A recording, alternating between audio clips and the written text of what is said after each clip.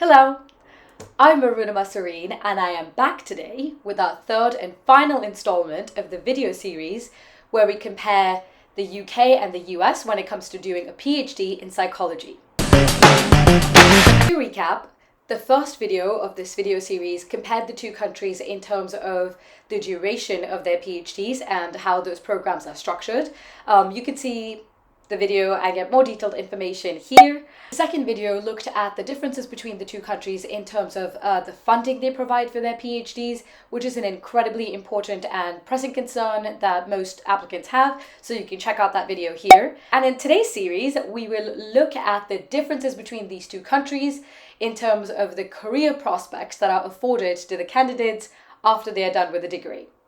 Let's get into it. Now, where you do your PhD obviously has huge impacts for your, future career prospects, the kind of jobs you can get, the kind of salary you can demand. So it's an important topic. But before we get into it, I think one key thing to point out is that unlike the previous videos in this series, where we looked at the differences between the two countries in terms of structure and duration and funding, where there are actual big differences between the two, there's actually more similarities than differences when it comes to career prospects. So there's a lot of commonalities in terms of the career opportunities afforded after you get a PhD in psychology, regardless of whether you get it from the UK or the US. So let me first quickly point out the commonalities, and then we'll move on to the factors that determine differences between them. In general, the type of job you can aspire to get after completing a PhD in psychology will not be impacted majorly by where you get that degree. So specifically, after getting a PhD in psychology, there's three broad types of categories where you can get a job. You can continue in academia and apply for postdoctoral positions or apply for faculty jobs, for assistant professorships or lectureships. You could continue in research and apply for more research-oriented jobs like data scientist or research scientist, or you could go for corporate and apply for more corporate roles like consulting. After doing a PhD in psychology from the UK or the US, you will be equally well qualified to apply for any of these big categories of jobs. So the country, rather, where you get the degree wouldn't impact directly what kind of job you can apply for. You'll be equally qualified to apply for any of those kinds of jobs just by virtue of the kind of training you receive when you do a PhD in psychology. What does make a difference is a whole host of more soft factors, things that are associated with PhD programs in the UK or the US that end up tangentially, indirectly having an impact on how easy it is to get those positions, or how many of those types of positions in general are accessible to you. One thing that has nothing to do with, that is not specific to the countries, that will also impact your job prospects is how good the university is where you get your PhD, and that again holds true regardless of whether you go to the UK or the US. The more prestigious, the more higher ranked your university is, the easier it would be in principle to get a job. Okay, with that little note aside, let's look at some of these soft factors that vary by country and can have an impact on your future employability. So the first is the type of training you received. Like I've shared in previous videos, PhD programs in the US tend to provide their students with a much broader and more diverse set of training in terms of the knowledge they're exposed to, in terms of the skills they get trained in. And so by virtue of those, moving outside of academia and getting either academia adjacent jobs or completely non-academic but corporate jobs is a little bit easier with a PhD earned from the US compared to the UK. The UK's more streamlined direct research approach is better suited, I think prepares you better to jump straight into research-focused roles, either in academia or otherwise. So put differently, after getting a PhD in psychology from the UK, you'll be much more likely, it would be much easier to get jobs in academia or outside of academia that are more research focused, but for jobs that are less research focused but more maybe management focused, having a PhD in psychology from the US would be more beneficial, just because that kind of program provides you with the training, with the skills, with the exposure to develop the relevant skills that you can then kind of extrapolate and generalize to a non-academic job. So that's the first difference. The second soft factor is funding. This is most relevant to those of you who are interested in following up your PhD with a postdoc. Now, in both the US and the UK, a really common career path for PhD students is to do a postdoctoral position.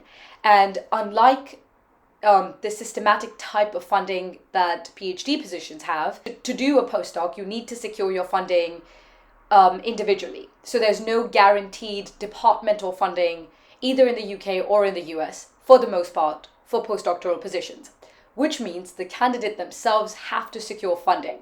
Now, there's two ways people usually do this. They can apply to fellowships and scholarships that are specifically meant for postdoctoral candidates or early career researchers, it's sometimes called, or their PI, the person they want to do their research with, can apply for a grant that specifically has a budget to hire a postdoc. Or you can write a grant collectively with the PI.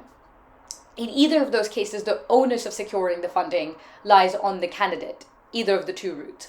A third route is to apply to department level postdoc positions, but again, you have to apply individually as a candidate. It's a competitive process, and there's no systematic guarantee that you will get the funding. Now, both the UK and the US, and this is the same for UK and the US, and the good thing is that for both countries, there are lots of different funding opportunities that come from the government, from research councils, from private organizations, even university and department focused postdoc funding, which are competitive. So there's loads of different opportunities, but on the whole, I will say my experience has been that there's a little bit more funding available in the US than the UK. So in general, a bigger pool of money is accessible in the US than the UK. But this requires some clarification. So here's a key difference. The pool of money in the UK is smaller, but almost everyone, for the most part, has a fighting chance to get it. The pool in the US is much larger, the pool of money and resources, but there's very few individual level fellowships that candidates can apply for, more so if you are an international student. So, and you want to do a postdoc in the US, you are better off applying to a big grant where your PI is the main grant leader and they've budgeted for your salary than securing an individual fellowship. Whereas in the UK, you have a smaller pool that you're fighting for, which makes it really competitive, but there's more individual level fellowships and early career fellowships and grants that you can apply for and get that aren't as restrictive when it comes to nationality. So again, good funding opportunities in both countries, just slightly different routes to get those, which might then, by virtue of that, impact how easy or painful it is to secure the funding. A third factor, and potentially the most important one, is visa constraints. Now, obviously, this applies only to those of you who are doing a PhD in a country that is not your resident country. So if you are an international student doing your PhD in another country, then the restrictions or the affordances that your visa category allows is a really important one that you should definitely consider when you're making your decision. Now, how the visa is structured in both these different countries and the kinds of opportunities it has, the kind of restrictions it has, is a really important topic and a really big one to cover. So we will dedicate a whole video just to that separately. So stay tuned for that in upcoming videos. But the TLDR version is that if you do a PhD in psychology, then both countries give you the opportunity to work for up to 3 years. The way that those 3 years are structured is slightly different.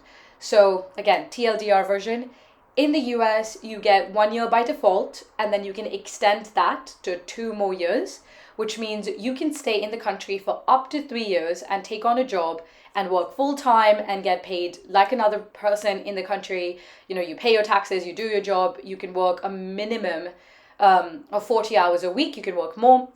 But like you have all the freedom to work, and your employer does not have to worry about sponsoring a visa or taking care of it. You just have to fill out these forms and apply.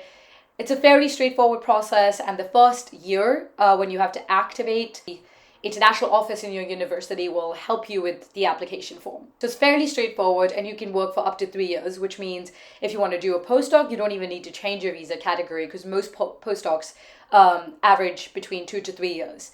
Or if you want to go into another corporate job, again, your employer does not need to worry about changing a visa category for those first 3 years. They will have to after. The UK system works really similarly. So you have what's called the graduate immigration route, which again gives you the opportunity to stay and work in the country for up to 3 years without having to worry about changing your visa category or without your employers having to worry about your visa. If you want to stay on for longer than that, then you will have to switch to a different visa category. Again, we'll discuss this in greater detail in future videos. But on the whole, both countries give you the opportunity to stay on for up to 3 years and get a full-time job, and then use that hopefully as a scaffold to get a different type of visa if you want to stay in the country for longer. On the whole, a big takeaway is that a PhD in psychology from either country will qualify you for most of the jobs that you would likely want to pursue after the degree.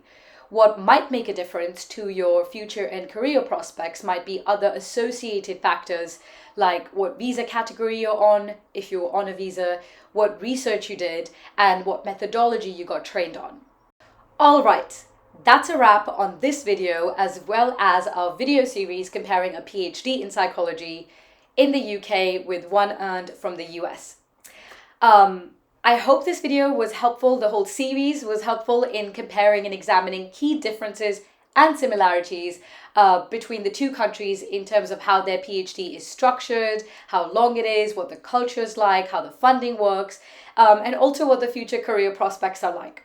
If you found this video and the others helpful, please hit the like button and share it with others. Subscribe for more content like this, and check out my website for more information on how to go about in securing the best higher education. Until then, bye!